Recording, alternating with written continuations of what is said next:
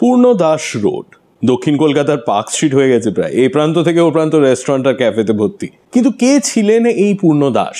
পুরো নাম পূর্ণচন্দ্র দাস, জন্ম মাদারীপুরে। 1910 সালে অনুশীলন সমিতি জয়েন করতে যান, কিন্তু তাকে রিজেক্ট করা হয়, কারণ অনুশীলন সমিতি জয়েন করতে গেলে একটা মিনিমাম ফিজিক্যাল ফিটনেসের প্রয়োজন হতো এবং তার শরীর ছিল খুবই দুর্বল।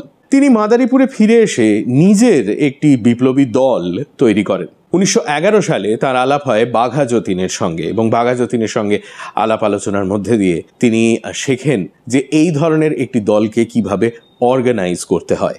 বহুবার গ্রেপ্তার হয়েছেন, ইংরেজ পুলিশ তাকে বহুবার জেলে পাঠিয়েছে। শেষে সশস্ত্র বিপ্লবের পথ ছেড়ে দিয়ে দেশবন্ধু চিত্তরঞ্জন দাসের নেতৃত্বে তিনি কংগ্রেস জয়েন করেন। 1924 সালে তাকে আবার জেলে পাঠানো হয়, এবার বার্মার ম্যান্ডেলে। জেলে তখন ছিলেন নেতাজি সুভাষচন্দ্র বোস। তার সঙ্গে আলাপ হয়, ঘনিষ্ঠতা হয়, এবং ইভেঞ্চুয়ালি পূর্ণচন্দ্র দাস জয়েন করেন ফরওয়ার্ড ব্লক।